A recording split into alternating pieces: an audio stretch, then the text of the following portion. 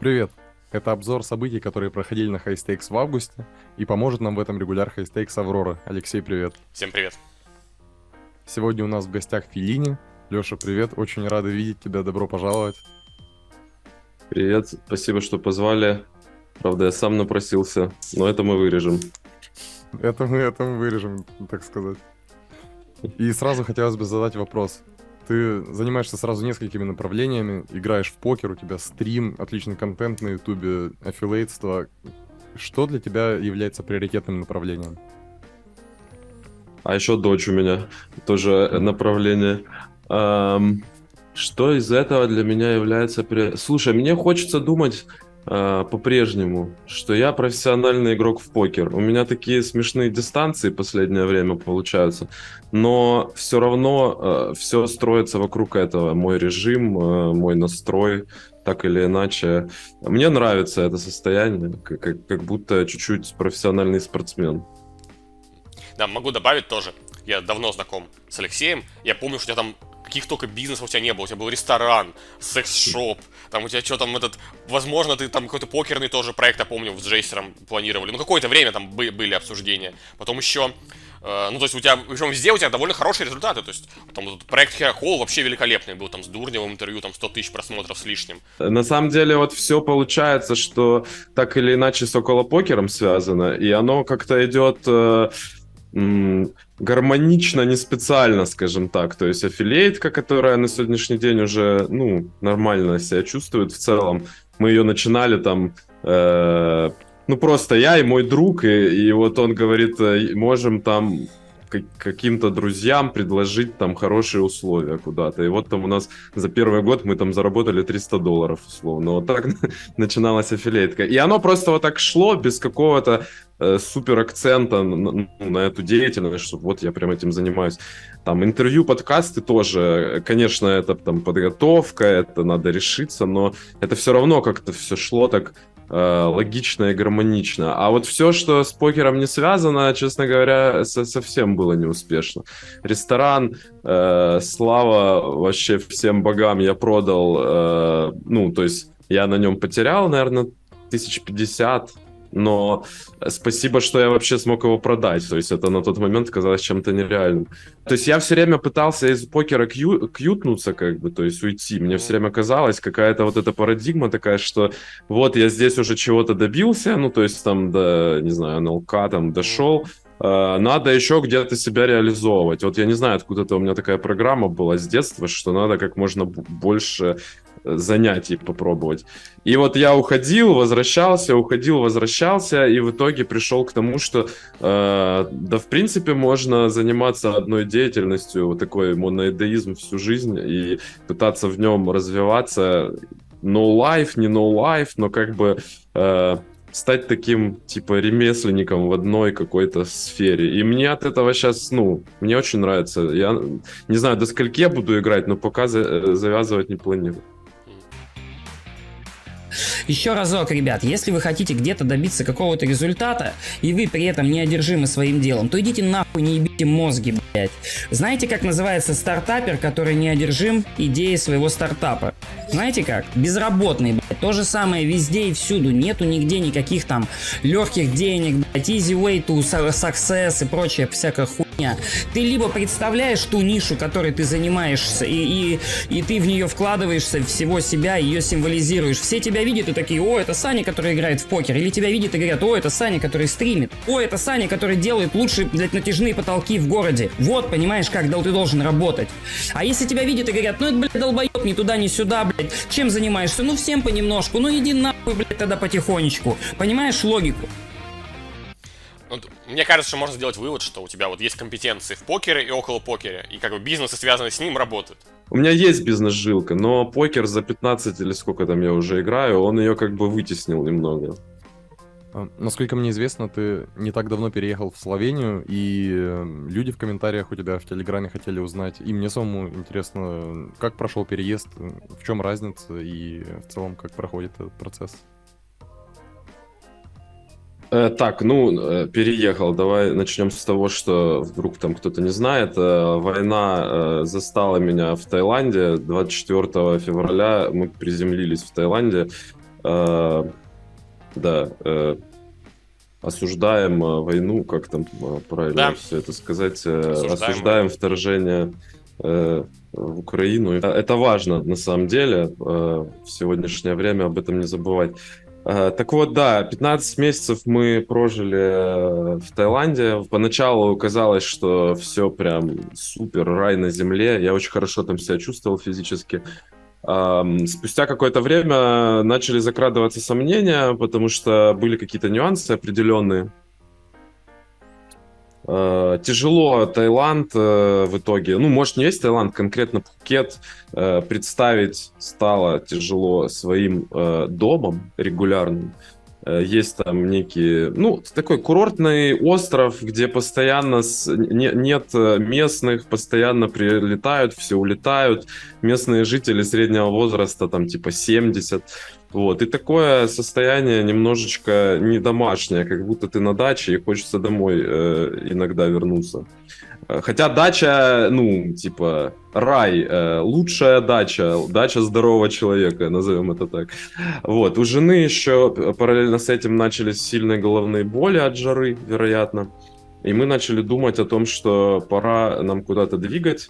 Выбирали между несколькими вариантами, решили остановиться на Словении. Собственно, вот здесь мы уже чуть больше 3 месяцев, ну, за вычетом того, что я летал в Вегас. Пока что все очень сильно нравится. Вот. Я даже для себя выписал там по пунктам, что именно, чтобы не забыть. Потому что многие спрашивают, я хочу один раз отстреляться на все вопросы на эту тему, чтобы давай. больше Интересно не послушать. пришлось отвечать. Собственно, какие плюсы и минусы? Ну, во-первых, комьюнити. Для меня супер важно. Я человек социальный, но при этом весьма тяжело, ну, наверное, как и большинство, иду на контакт с новыми людьми. То есть те, с кем я уже нашел общий язык, я прям, ну, с радостью люблю, хочу чаще встречаться, проводить время там и так далее. И здесь на момент, когда мы переезжали, уже было человек 5. Может, 6, да. И потом еще приехала. И вот сейчас мы были у друзей на свадьбе в Италии, и там было 45 человек приглашено, такой большой как бы автобус со всех точек, ну, мира, в основном Европы. Ну и забавно, что из Любляны был чуть ли не самый многочисленный десант, как бы нас было, по-моему, 8 человек или даже больше, хотя в самой Любляне, ну, там, население, наверное, 1280, ну, может, сейчас уже 300. Вот, поэтому, да, было очень важно, что здесь кто-то есть, в отличие там от той же Канады, где непонятно, ну, там вот сейчас Сантос, допустим, ну, тоже на тот момент еще было непонятно, где он будет жить, будет ли возможность пересекаться там и так далее. Вот, комьюнити. Идем дальше. Покер. Ну, самое важное. Значит, во-первых, нулевой налог. И вроде как это работает. Это не просто нулевой налог. То есть, опять же, по поводу Канады я общался с Алексеем Альшулером, и он мне говорит, ну да, налог нулевой, но ты не можешь просто взять из кассы PokerStars поставить кэш-аут на банковский аккаунт. Они его не обработают, просто не хотят. То здесь вроде как это работает, хотя сам я еще не пробовал, но несколько человек мне говорило, что да. Второе, это то, что работают практически все покерные сайты. То есть здесь нет резервации, как во многих странах Западной Европы. И единственный сайт, который не работает, никогда в жизни не догадаетесь, но это Чика. Ну, типа, я не понимаю. То есть у меня есть ощущение, что они просто как вот эти... Есть там те, кто путают Словакию и Словению, они типа Словакию добавили, а когда увидели Словению, они такие, ну у нас же там уже есть одна вот это СЛО. Кстати, возможно, так и было. Ну, типа, зная Чика, как они работают, и как игрок, и как аффилейт, я даю не нулевую вероятность, что так оно и было. Вот, поэтому, да, по поводу покера тоже зеленый свет. Географическое положение. Вот у меня с географией не очень хорошо, и для тех, у кого тоже не очень хорошо, я объясню. Значит, Словения находится чуть ниже и правее Италии, и чуть выше, получается, Хорватии, и еще с другой стороны Австрия. Из-за того, что она очень маленькая, получается, что тебе везде близко. Я не понял, во-первых, Восточный Европа. Ну, я знаю эти словения, просто буду описать нет, твое описание. нет, Ты говоришь, нет. сейчас людям Ну, будет понятно. Давай справа от Италии, вот так Справа от назовем. Италии, так легче. Справа и чуть-чуть как бы вниз, наверное, возможно. Суть в чем? Словения очень маленькая, и Любляна, в которой 300 тысяч жителей, это самый, ну, как бы столица, самый большой город. У этого есть очень большие преимущества. Вот мы сейчас, опять же, возвращаясь к этой свадьбе, нам до Милана ехать 6 часов на машине. То есть, а это далеко, ну, типа Милан по меркам местным. Люди там из Мексики прилетели, там из Марбели, еще откуда-то. А мы сели на машинку утром и вечером уже были дома. Помимо этого, полчаса езды свои горы зимой поехать со снегом, час на машине в другую сторону свое море, час до Италии, 4,5 часа до Мюнхена, до Вены вроде чуть дальше, где-то час до Хорватии. Я очень люблю, ну, путешествовать, и для меня это, ну, было серьезным аргументом. Вот. Поэтому географическое положение... Ну, слушай, звучит клёвое. как лучшее место в мире, я так смотрю. Почему мы все не в Да. Словении? Ну, я-то знаю. Опять почему. же. Ну. Опять, да, тут еще важно, конечно, из чего мы выбираем, но опять же, вот сейчас на этой же свадьбе был Сергей Рыбаченко, и мы с ним вышли там на перекур, и вы где? Мы сейчас в Любляне, и вот Сергей Рыбаченко, который очень много где побывал, он говорит, Любляна у меня на 2-м месте после Риги. А Рига у него на 1-м, потому что он там живет. Вот, поэтому, когда такой человек так высоко котирует, как бы... Ну и опять же, вот уже сюда столько людей переехало, и пока всем супер нравится. Поэтому могу рекомендовать, если что, есть контакт человека, который помогает с переездом, ну, в плане легализации, там, путей переезда. Тут по-прежнему еще, ну, не самые... Короче, есть варианты по-прежнему какие-то. Вот, дальше, что еще? Из этого географического положения можно еще отдельно сказать по поводу людей. То есть вот тут это прозвучало, что типа Восточная Европа.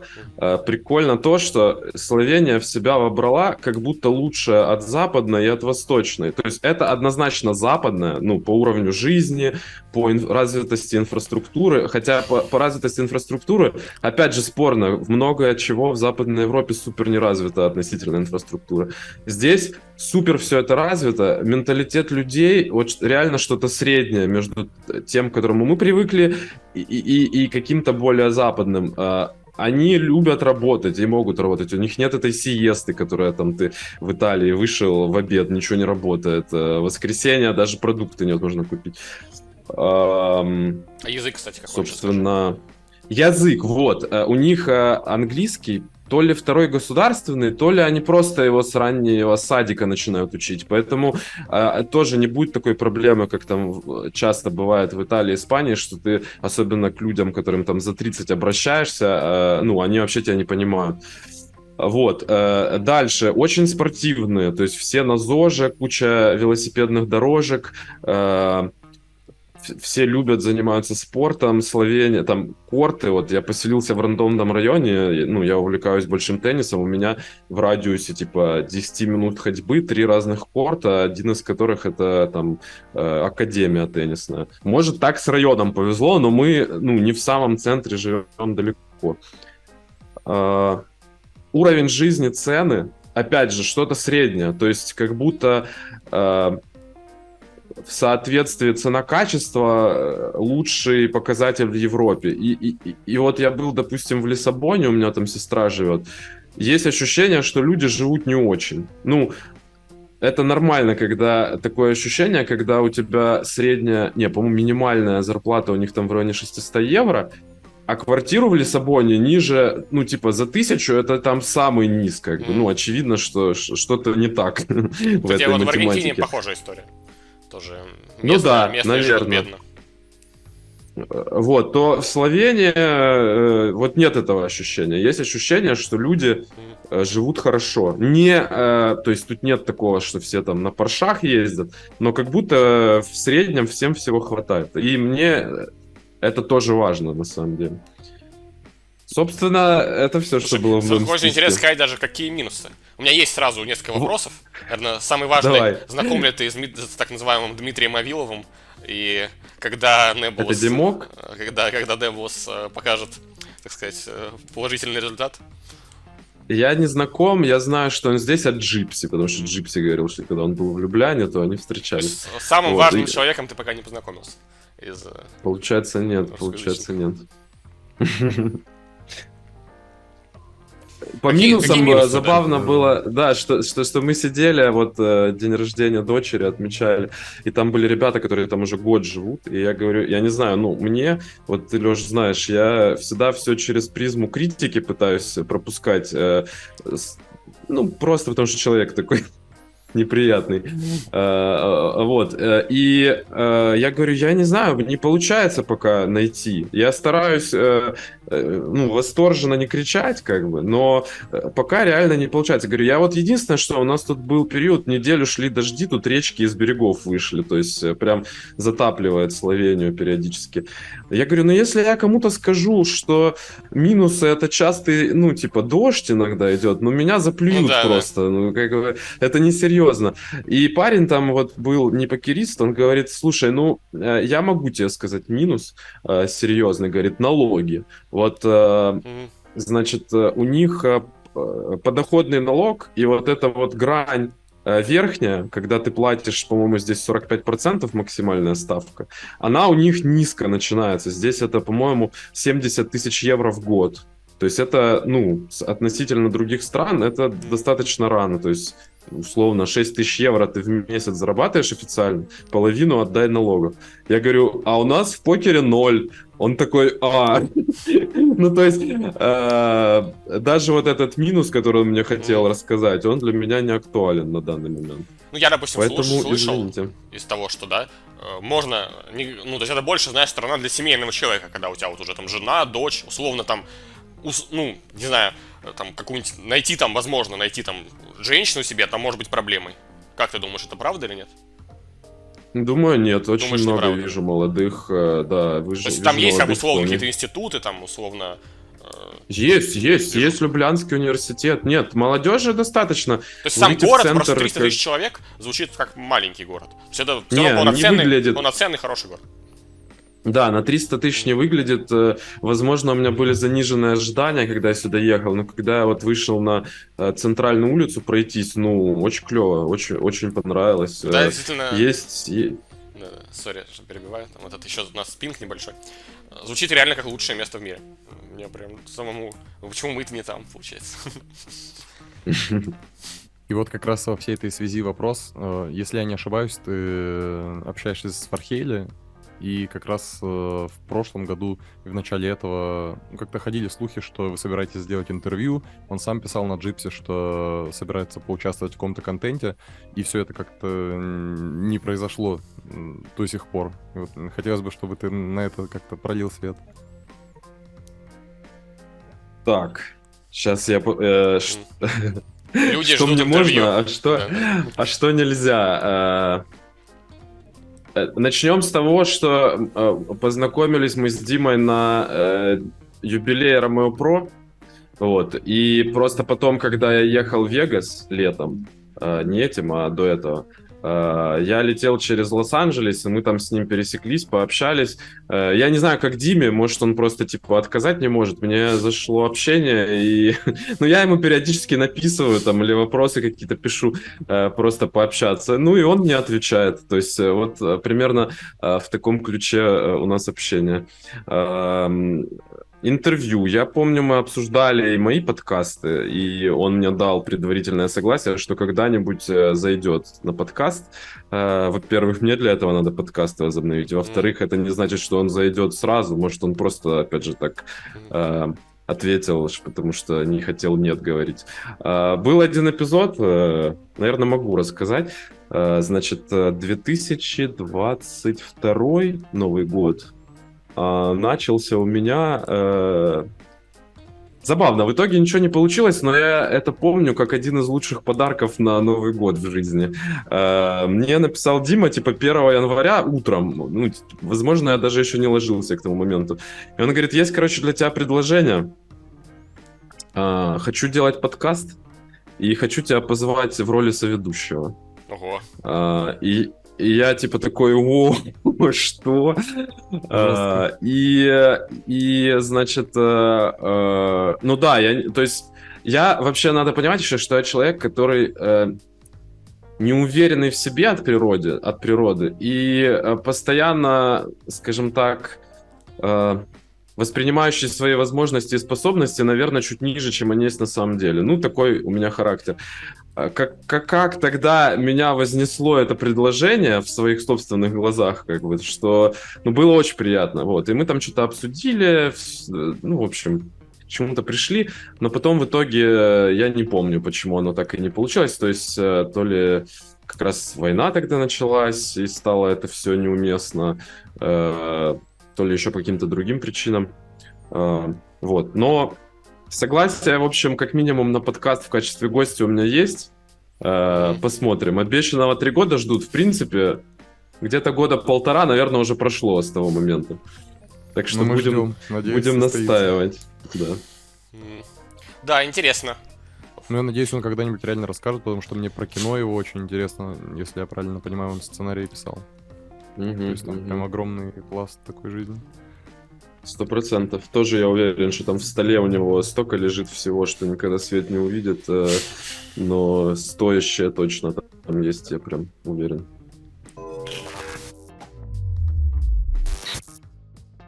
Давайте переходить потихоньку к регварам. В августе было довольно много регваров, по крайней мере, вот со стороны мне так казалось. Я видел столы какие-то заполненные там самыми топами на АКР. Расскажи, Леша, что было? Ну, на самом деле нет, потому что, наоборот, как бы, во-первых, кончался Тритон в августе, там кто-то все, пока все доехали. Во-вторых, как это, возможно, Алексей тоже заметил, у него это отмечали в комментариях, и много, опять же, хостейтеры заметили, очень сильное падение трафика в American Card Room. Это как бы один из ключевых румов, и почему-то вот неожиданно, возможно, после апдейта софта не особо удачного, который там не супер удобная система лобби, там долгое обновление, очень сильно упал именно трафик любителей. Из-за этого какие-то регвары, конечно, происходили, но в основном это были вот матчи, вот, собственно, покажем скрин сейчас. Это все те же самые люди, как бы вот Таксхир, Начо, вот Стефан даже заходил пару раз. То есть это вот классические вот в WhatsApp группы, там люди договариваются, играют, там пару сессий вот их было разыграно. Причем даже вот я пытался найти какие-то интересные раздачи, и особо даже ничего не было. То есть там буквально вот всего пара сессий. Просто на скринах составы были настолько плотные, что казалось, что там каждую минуту могут генерироваться супер раздачи. Тем не менее, буквально пару сессий они всего сыграли. Из интересных событий это вот АКР Pro, как выяснилось, и известный игрок Ape Style заходил играть High Stakes. Поначалу, тоже покажем скрин, люди отказывались с ним играть, он садился на L20К, и все сидели в сетауте. То есть никто не хотел.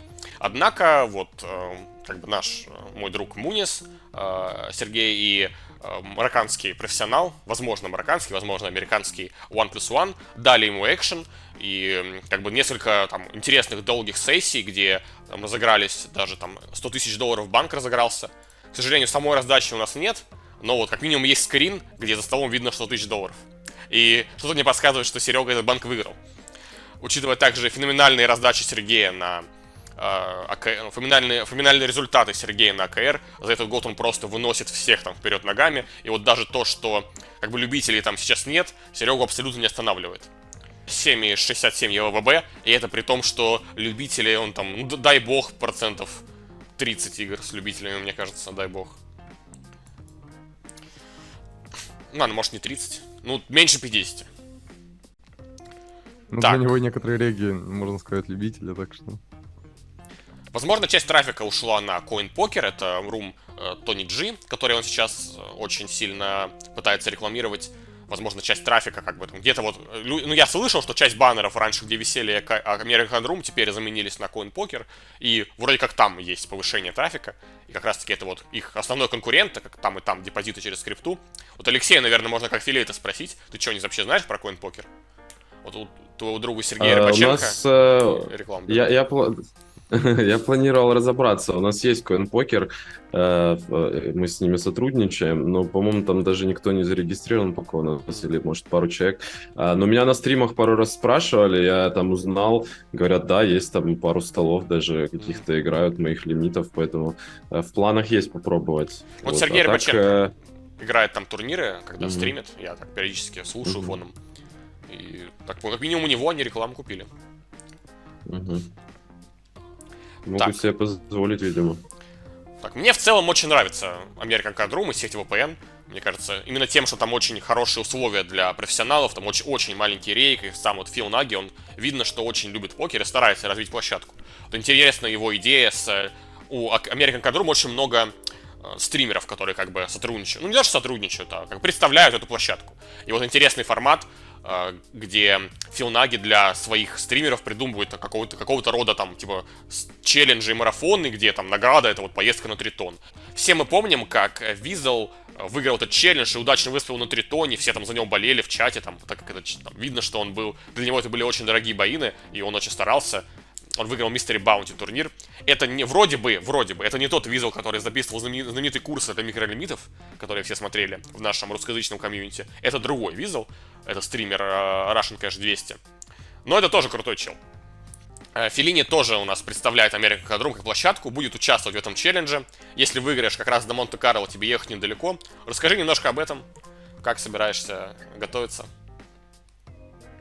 Что Слушай, там вообще ну, такое? честно говоря, это становится как бы традицией, эти челленджи. На самом деле это очень круто и приятно, потому что есть ощущение, что если это продлится сильно долго, то рано или поздно и я там окажусь. А поехать на Тритон другой возможности, как через этот челлендж, я для себя особо не вижу, хотя очень бы хотелось. Выглядит все супер круто, и по твоим рассказам тоже, как там все организовано.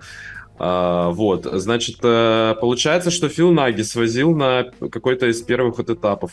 Там вот девушка была, я не помню, как ее зовут, она там тоже Да, это как раз заносила тот этап, где я был. прилично. Да, Эбони она Кенни. выигрывала, Эбони. и они там, точно, да, они там как-то договорились, в общем, как-то они друг друга рекламируют с Тритоном, и говорит, а давайте на следующий раз я возьму там несколько человек, которые амбассадоры, и одного стримера возьму. И вот это как раз тогда выиграл Визел, выиграл в Mystery Bounty 700 тысяч, Фил Наги, опять же, такой, отлично, все работает. На следующий раз поехал какой-то другой парень, он занял второе место в каком-то турнире. В Лондоне, То есть вообще, по-моему, да, по-моему, в Лондоне. Ого. Вообще все супер складывается, да. И вот сейчас опять у нас объявили на Монте-Карло. Суть челленджа в том, что он состоит из нескольких этапов. Каждый раз они чуть-чуть его как бы усовершенствуют, то есть делают все лучше. Пытаются реально, чтобы составляющая удачи, возможно, не так сильно влияла. Я так понял, там довольно большая команда вот этих шторм-стримеров. Я так понял, там, как они называются, штормеры. А кто еще из Ага. русскоязычных представлен, кроме тебя? Я вот слышал, знаю, что Светарик тоже является участником, ну, из тех, кого я знаю. И вот знаменитый клан Baby Shark, это, собственно, сам Baby Shark, его девушка, мама Baby Shark, это может еще кто-то. То есть Baby Shark плотно взялся за челлендж. Вот кто Да, еще там есть? так, кто еще? Там есть еще такой Асамыч, тоже русскоязычный. На самом деле, не знаю, к сожалению. Да, из тех, кого вы знаете, наверное, Тайгер, это может всё. быть, этот Анджел, нет? Нет, Глеб Тремзин тоже в этой. в Тио, этой- да. Да, тоже там. Интересно. Вот. Ну, вообще у меня, да, я на такие вопросы всегда теряюсь. Скорее всего, кого-то забыл, но кто-то еще там есть по-любому. Ну, я буду за тебя болеть. Будем смотреть твой стрим. Как минимум кэш. Спасибо. Как ты разбираешься на NL10 с другими, с мамой Бэби Шарка. Да. Да, челлендж выглядит очень интересный, такой как спортивное событие, там, таким с призовым фондом. Интересно просуждать про твои амбиции как игрока в целом. Я помню, когда мы с тобой там еще на восьмерках давно играли, до твоей публичной деятельности, ты там даже NL 5000 играл, у тебя был ник Candelicious, у меня как бы записана вся инфа, я помню даже. Хорошо. Я помню даже, кстати, наши некоторые раздачи тех времен. Ты, наверное, уже не помнишь, но вот я, наверное, вырежем, кстати, но я-то помню раздачу. Там был NL 1000 Deep Stall, может быть, помнишь, там был ты, наверное, где 2000 был обоин. Короче, стол их давным-давно уже убрали, но был период, когда там были столы NL 1000, где закупка 2000. И ты в меня вжарил 200 ВБ блеф как раз-таки в тривет-поте. Какой-то борд, знаешь, типа 4, 5, 6 баттон котов. Это раздача 10 лет.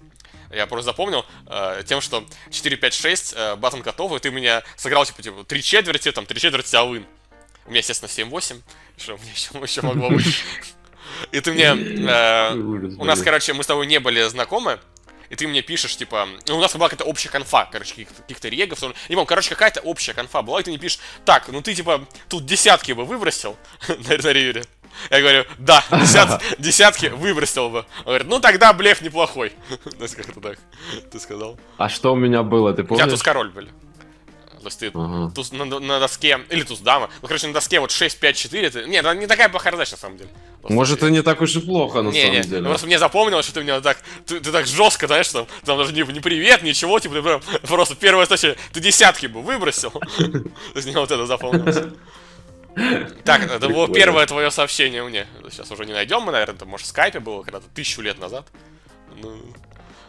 С вежливостью всегда у меня проблемы были. Да. Не, мы до этого общались в общей, типа, как-то там. Не просто вообще первое сообщение, это просто забавно. Да, интересны твои амбиции как профессионального игрока. То есть ты уже по меркам профессионального покера, или там, если сравнивать с теми же шахматами, там тебе 35, правильно? То есть это уже такой возраст, ну, когда уже, ну, все еще люди достигают успехов, тот же Магнус Карлсон, там, ему 33, там, 32, он по-прежнему безоговорочно лучший игрок в мире. Там Гарри Каспаров удерживал там свою корону, там, чуть ли не до 43, по-моему.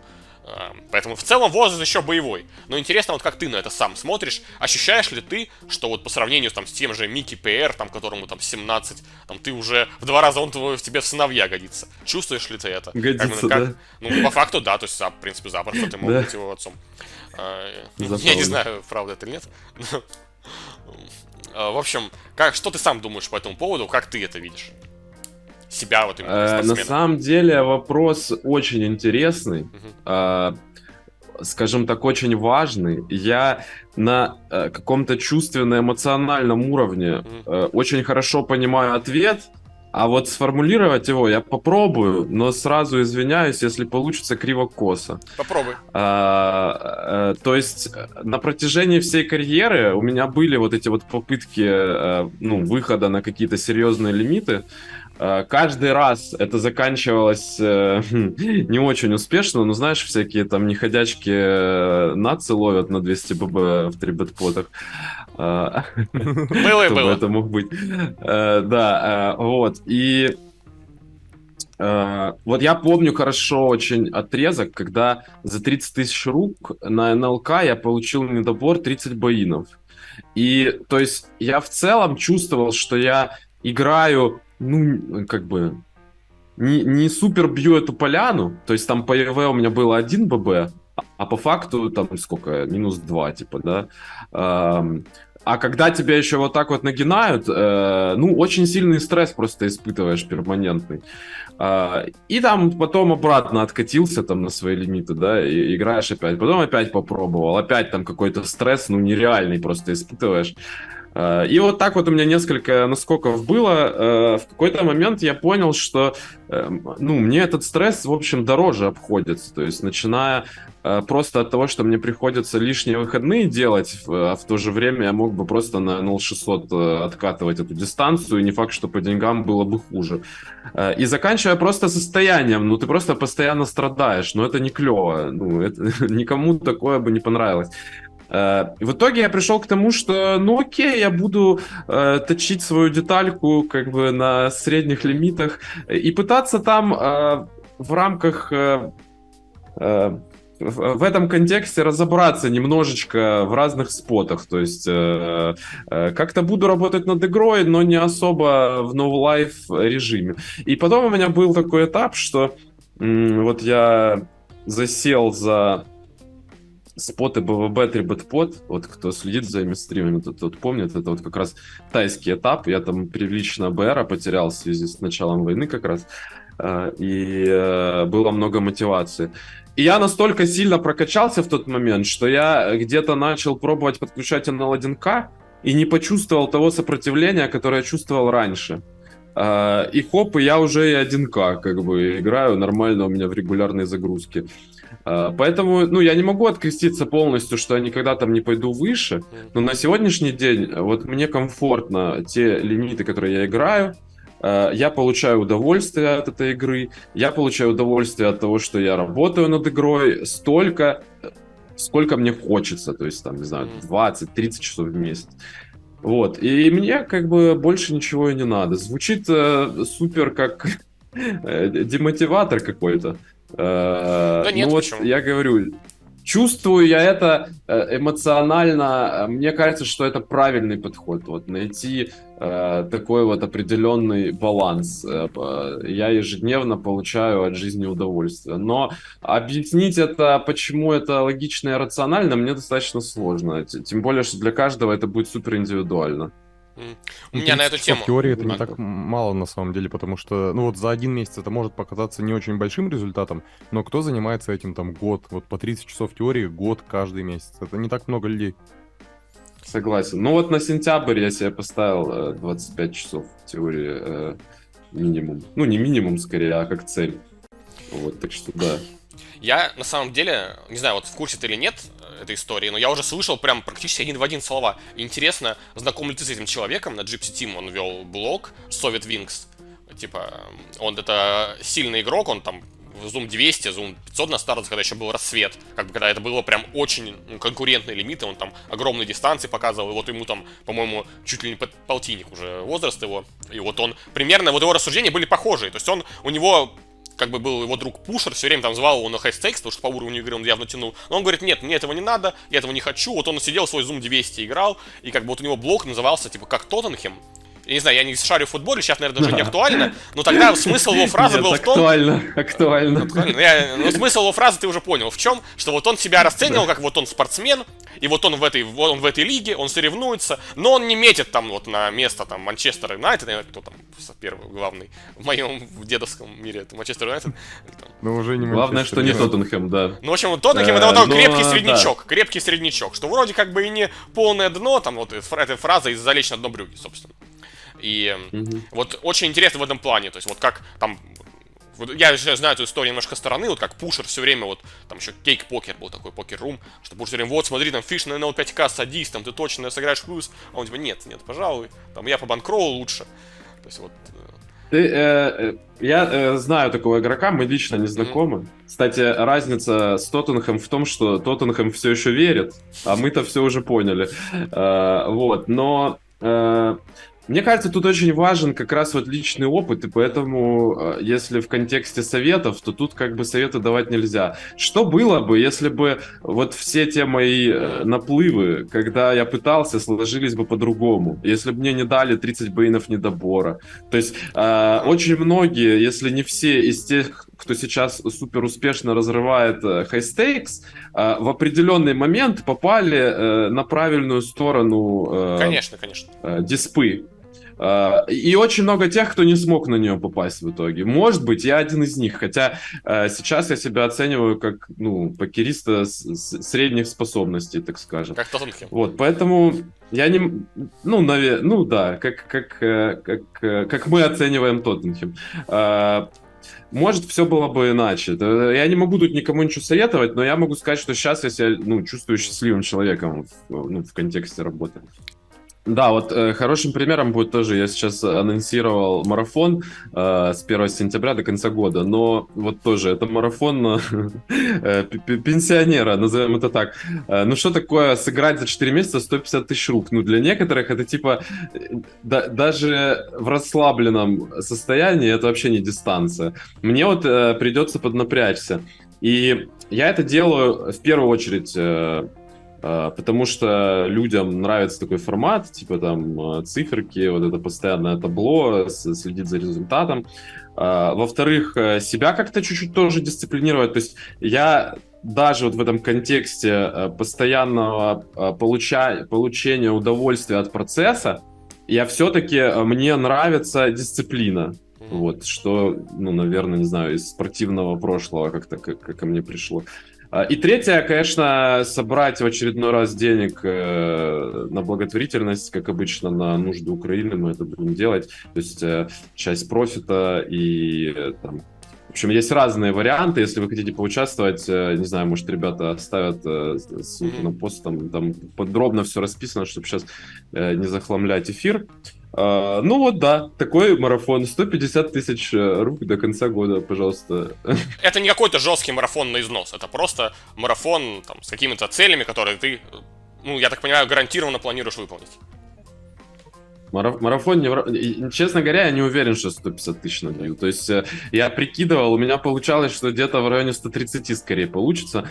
Надо дожимать именно тогда, потому что именно потому что я хочу теорией тоже заниматься. То есть я не хочу идти вот в этот постоянный гринд. Тоже, видишь, вот я говорю, я кайфую от процесса. Я кайфую от процесса, когда я уверен в своих действиях. Видимо, меня моя карьера научила вот этой какой-то неуверенности, постоянным сомнениям. И когда я каждый день там...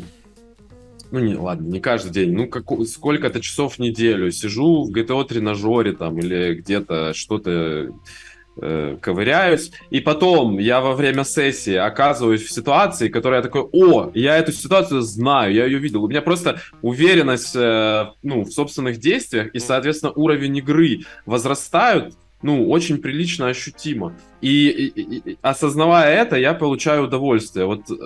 Вот что я имею в виду, когда говорю, что получаю удовольствие от процесса. А если я перейду в режим no-life гринда, то я не буду получать удовольствие не только потому, что я буду сильно уставать и буду на износ. Я просто буду понимать, что я каждую руку отыгрываю, средне, как попало, лишь бы как, вот это вот все. Хочется понимать, что ты сделал все, что мог. Примерно так. Это звучит как пост в Археле, знаменитый. Правда? Да, там как раз Ну, ты на самом деле, ты тоже примерно в таких, я помню, твои какие-то советы, там, отыгрывай каждую руку на максимальной концентрации, настолько, насколько ты можешь. Вот меня больше всего негативных эмоций от собственной игры и карьеры я получаю, когда я осознаю, что я что-то сделал ниже своих возможностей. То есть единственный выход — это каждую сессию стараться отыгрывать, если не в А состоянии, то там хотя бы в Б. Чтобы было не стыдно перед собой из будущего, так сказать. Да, чтобы не рефлексировать, спокойно спать. Интересная концепция. Мне супер нравится вот это состояние, когда я заканчиваю сессию, и у меня нет вопросов к самому себе. Не то, что у меня нет раздач. Раздачи у меня всегда. Я тебя ими постоянно заваливаю. То есть какие-то интересные, какие-то нет. Это раздачи, в которых я не знаю правильного ответа.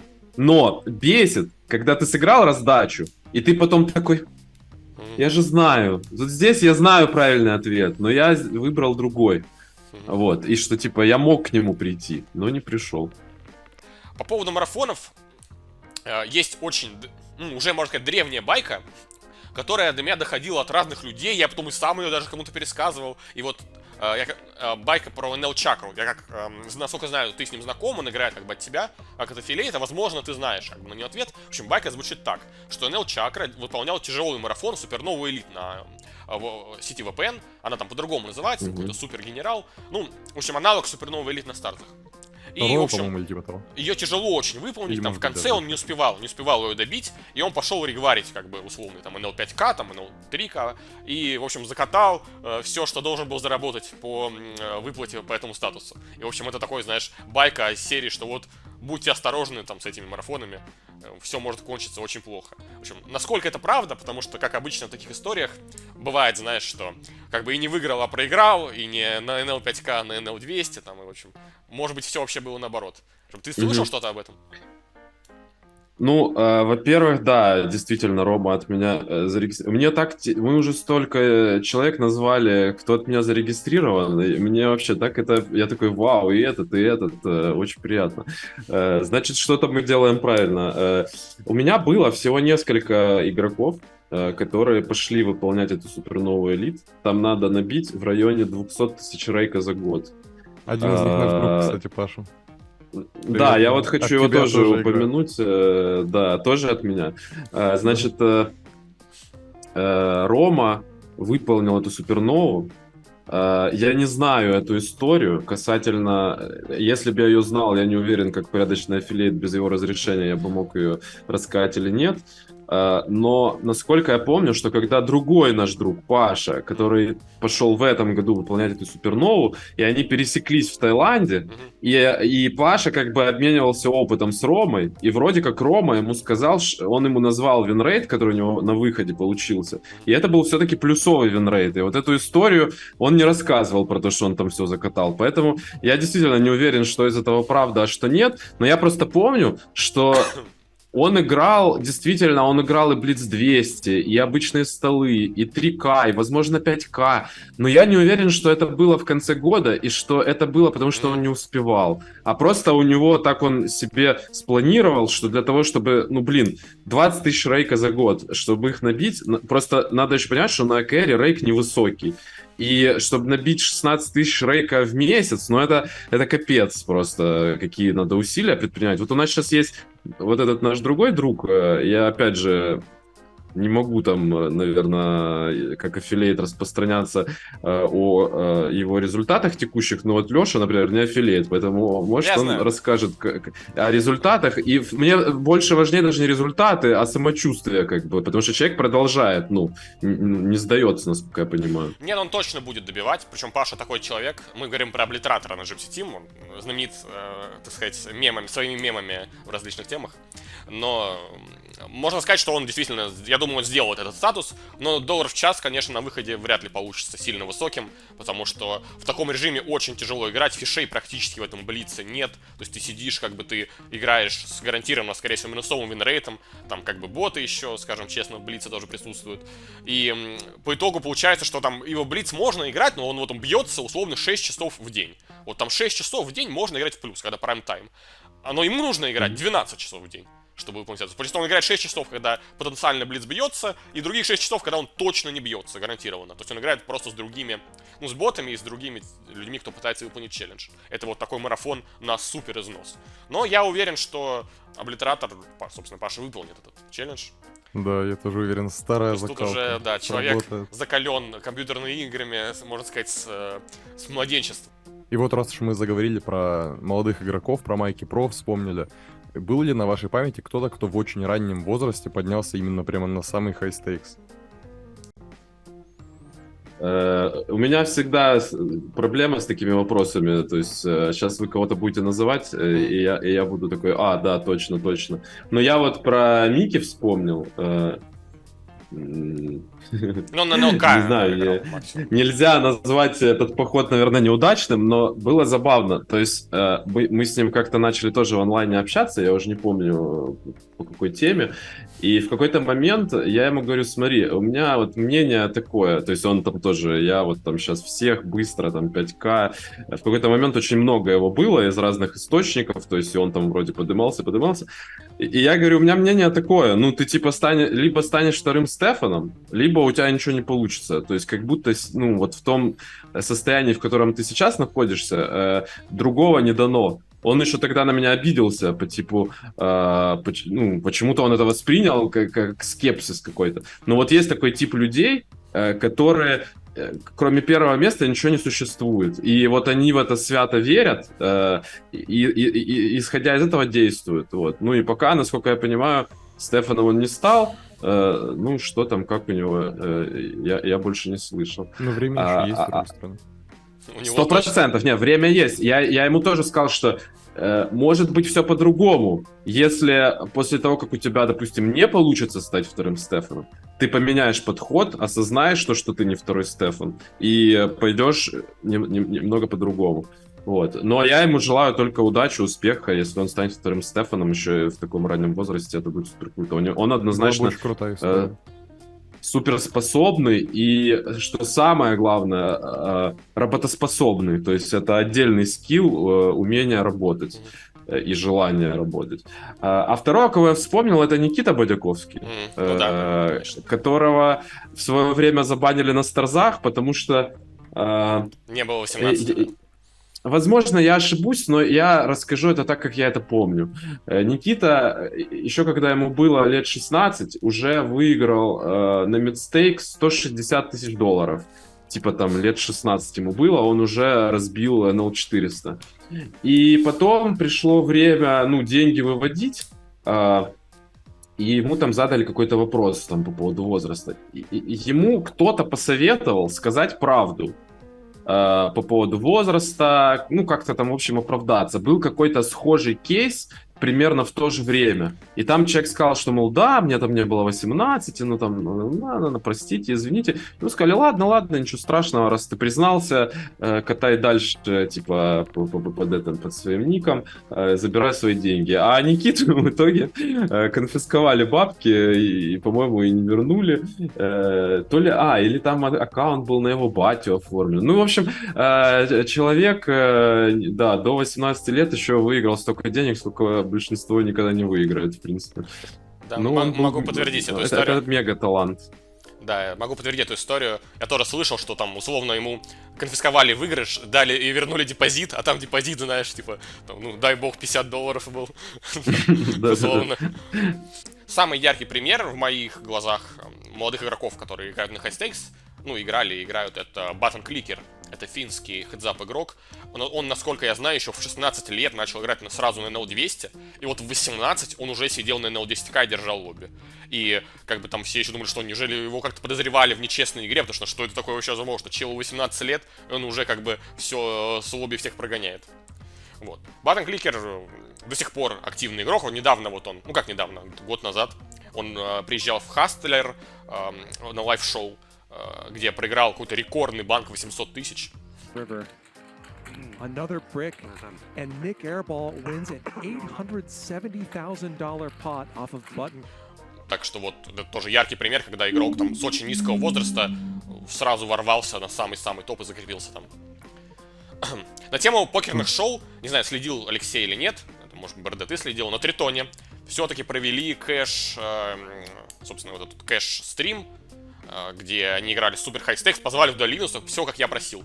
Ну, кроме некоторых моментов. Ну вот, не смотрел никто из вас? Я еще не успел. Нет. Мне никому не интересно было. Ну, я посмотрел за вас, дорогие друзья, и могу Ты же сказать, болел. да, ну я человек, которому нечего было делать. Могу сказать, что, к сожалению, получилось, на мой взгляд, я очень люблю серию Тритон, просто, но этот стрим был прям в никуда, скажу честно. Во-первых, из-за формата вот этих мини-игр, страдл, фристрадл, там у них формат, что там, если ты не выигрываешь, там ты что-то платишь, там, или вот этот стендап, покер, все захотелось какую-то жуткую лутку, где все ставят страдл, рестрадл, и там на нету пихают, практически там, играя в эффективных стеках, там, 30 ББ.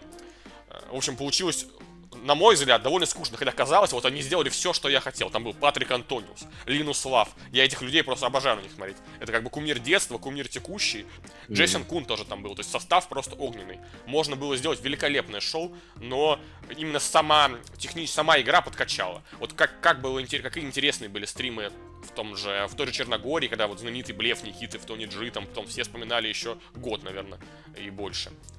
Can Tony G make the call here of just top pair, no kicker? Wow, he snap calls pretty much on the very last hand. I'm the best! The best! Yes! The best! Когда Виктор Малиновский ездил на Хаслер Казино, тоже было смотреть невероятно интересно, потому что была игра, был этот постфлоп, интересные раздачи в глубоких стеках, как бы, когда люди играли ради выигрыша денег, то есть на перевес. Здесь это просто была какая-то 3 часа лутки в эффективных стеках 20 ББ. Смотреть было очень интересно. Наверное, стоит отметить, что хорошо выступила девушка из Китая, не знаю, река она или нет. Я в целом, вот, когда я сам был в Макао, я пересекался с одной девушкой китайским регом, которая играла там супер дорогую вот эту игру, NL 20 тысяч, играла довольно хорошо. Вот Витя на Латине несколько интересных раздач сыграл. И, то есть, как минимум, может быть, я не знаю, она это была или нет. Ну, наверное, вряд ли, я бы знал, если была она.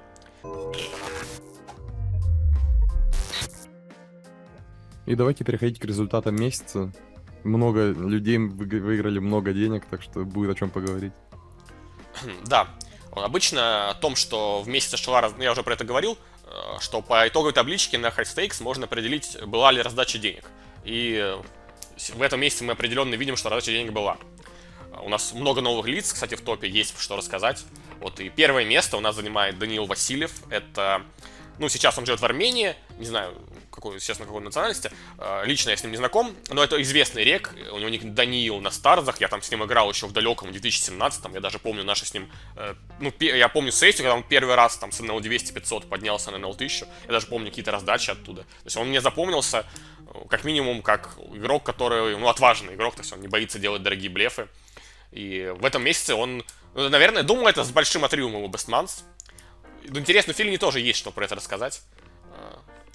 Что скажешь? Да, Даниил, кстати, тоже от меня зарегистрирован, тоже мой игрок. Всегда очень приятно видеть, когда те, кто тебя зарегистрировались, выигрывают, хотя какое к этому имею отношение. Тем не менее, я просто помню, что мы с ним достаточно много пересекались на Старзах, а потом он как бы куда-то ушел, может быть, как раз занимался переездом, а потом он просто пару месяцев назад на Старзах, играя основной лимит на 500, выиграл 60 тысяч. И мне еще многие говорили, видел там человек, типа, Покажем больше 100 боинов. Он причем там вроде как не супер много рук сыграл, сколько ты сыграл? Потом, насколько я знаю, в одно из воскресений он решил попробовать себя в МТТ, выиграл какой-то турик по 5000 на Старзах вроде бы. И вот сейчас вы мне открываете, и я вижу, что он еще и разнес кабины на ГГ. Да, он на NL 20 тысяч. Вообще класс. Показал 50 ББ на 100 на NL 20 тысяч за 2000 рук. Неплохой результат. Да, неплохой. Рабочий винрейт. Да. Я особенно доволен тем, что Даниил — это игрок, который дает экшен. То есть я думаю, что если как бы с деньгами у него все наладится, то мы и Ригвара еще увидим, как бы, и, возможно, новые соперники в Ригварах на КР появятся у Линуса с Таксхиром. Поэтому это вот еще тоже... наладится? Еще не наладилось, то есть? Я думаю, то есть ты бы уже на месте Данила, ты бы уже шел, 300 тысяч взяли, идем к Линусу на Ригвар. Тебе достаточно. Я бы не удивился. Там было еще до этого, посмотрим. Я надеюсь, что какой-то экшен будет. Так, топ-2 и топ-3 это известные... Это, кстати, один и тот же игрок. Это, собственно, Барак Wisdom, а его Only 17 это его ник в American Card Room. Собственно, Барак это он сам. У него вышел очень удачный месяц. Опять же, можно сказать, на ГГ была раздача денег, на АКР он выступил удачно и в Ригварах. Возможно, я не знаю, участвовал ли он в играх Sape Style. Скажу, я весь месяц не особо следил по причинам болезни. Но в любом случае Барак... С ним вышел интересное интервью, кстати, на канале Mechanics of Poker. Мы тоже скинем. И можем поздравить его с отличным месяцем. Получается, из его ника тоже можно сделать вывод, что он рано начал? Нет, кстати, там как раз он про это и говорит. То есть у него, кстати, очень нестандартная история.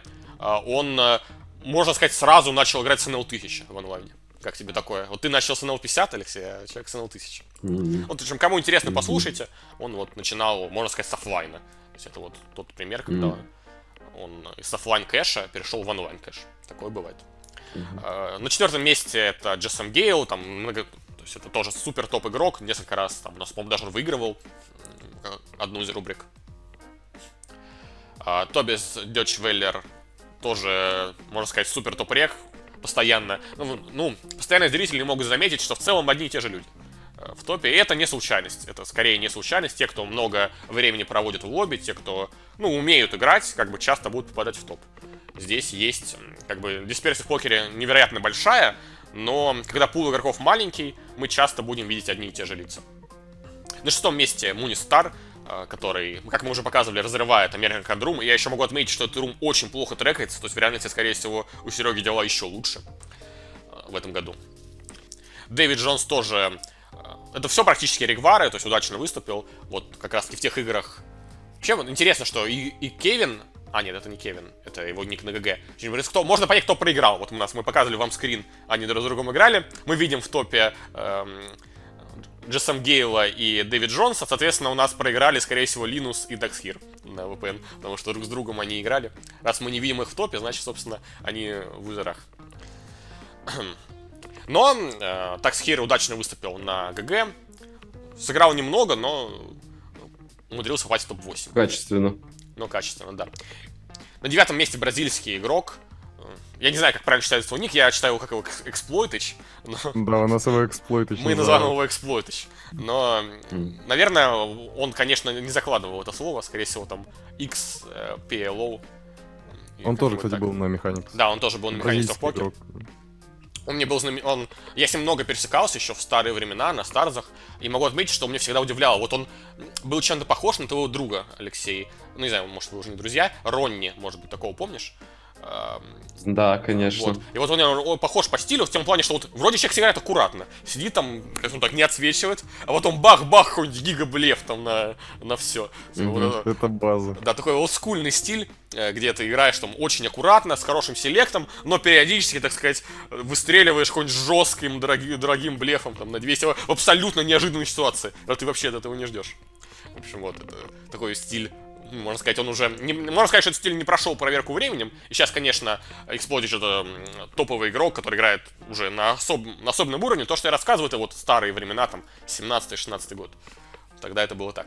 И очень интересно, 10-я строчка. Это Via Negativa. Очень, кстати, красивое имя и фамилия. Это, собственно, OnePlus1, марокканский игрок, которого там много кто подозревал в нечестной игре. Отчасти потому, что он играл только в American Dream. Вот он Via начал... Negativa это real name? Да, это real name. Это real name, это реально такой очень интересный real name, скажу честно. Никогда такого не слышал. Он начал играть на ГГ, вошел сразу в топ-10. В этом месяце он тоже активно играл на КР. В конце прошлого месяца тоже, у него был большой перерыв. Может быть, кстати, он проходил какое-то расследование. И, собственно, вот как раз таки с моим другом Сергеем он много наиграл. Я там мы с Сергеем обсуждаем раздачи, я тоже видел много шоудаунов, как минимум раздачи я смотрел, и могу отметить, что я уже даже думаю, что он абсолютно честно играет, потому что там какие-то невероятные эксплойты человек все время показывает, и как вот именно по статистике, по шоудаунам не похоже на то, что он он выглядит как абсолютно честный игрок, вот что могу сказать, поэтому, возможно, это просто какой-то американский или марокканский гений. Кстати, про OnePlus1 у меня есть забавная история. Я давно за ним следил и, видел, что он на VPN там жестко зачищает поляну, знал, что он аноним, и вот начал играть как раз на VPN, а у него микс лимитов какой-то бешеный, там типа NL600-NL40K. Да, и вот я сажусь на NL600, и заходит за стол OnePlus1. Я уже так немного напрягся, сразу думал, сейчас местный батя покажет уровень. И мы с ним выставляемся в позициях стила в коин, и он отключает рид. И я сразу понял, что сейчас будет база. И, конечно, он меня выигрывает без раны twice и выходит из-за стола. Бамхантит Берден NL600. Да, отчасти поэтому он и был подозрительно, что какой-то очень странный микс лимитов, в том числе играл только American Drums, и вот все прям возможные столы. Но вот, возможно, ответ в том, что он американец, хотя имя не особо американское, но вот, возможно, ответ в этом. Там, страна Марокко часто используется как страна для VPN, назовем ее так. В Америке очень много людей с испанскими корнями, так что, возможно, в этом ответ. Там Похож реально на кого немного угодно испанский. можно встретить, да, и поэтому так не оценишь. Нельзя точно сказать по имени, что человек не американец. Да. Поздравляем, заслужим топ-1 Данила. Ждем его на хайстейксе дальше. Надеемся, что это как раз вот все время предъявы, что нет новых людей. Пожалуйста, новый человек, сразу топ-1. И я уверен, что мы дальше его увидим.